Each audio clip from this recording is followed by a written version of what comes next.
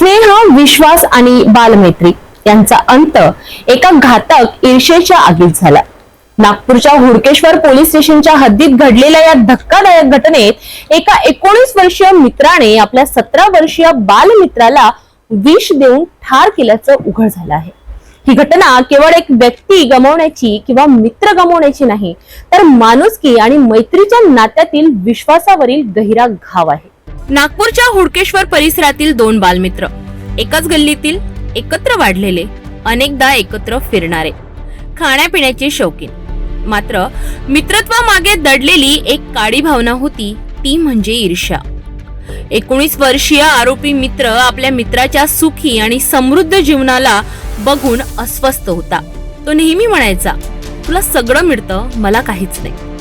13 एप्रिलच्या दिवशी आरोपीने 17 वर्षीय मित्राला एकत्र कोल्ड्रिंक प्यायला बोलवलं।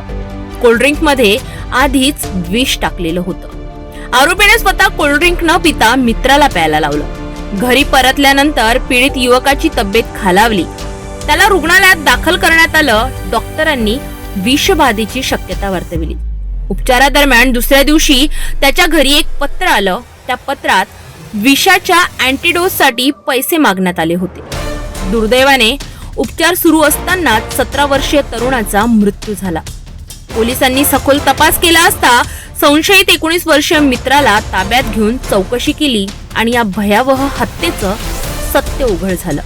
संपूर्ण प्रकरणाची माहिती पोलीस उपायुक्त रश्मिता राव यांनी दिली असून यामागे फक्त ईर्ष्या होती की आणखी काही गुपित दडलेलं आहे, याचा तपास सुरू असल्याचं त्यांनी सांगितलं। एक 17 ईयर ओल्ड अल्पवयीन लड़के को उसी के दोस्त एक 19 ईयर ओल्ड लड़के ने, उसके घर के शेजारी भी है, उसने कोल्ड ड्रिंक्स में एक विषारी पदार्थ मिक्स करके मारा था। उसने उसको कोल्ड ड्रिंक पीने के बहाने बुलाया था। वो हमेशा ऐसे ही बाहर जाके खाना पीना शेयर करते थे, लेकिन इस बार ईर्ष्या, जेलेसी या जलन के वजह से उसने कई दिनों से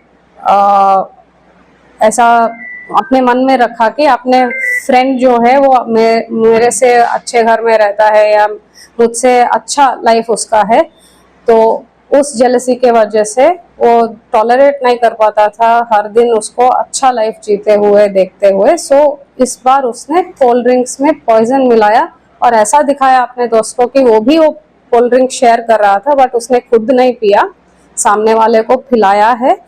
इस वजह से उसी का क्लासमेट नेबर जो है आरोपी का, वो मर गया है, 17 year old, and it's a sad incident. ईर्ष्येतून घडलेल्या या थरारक हत्येने संपूर्ण नागपूर हादरलं।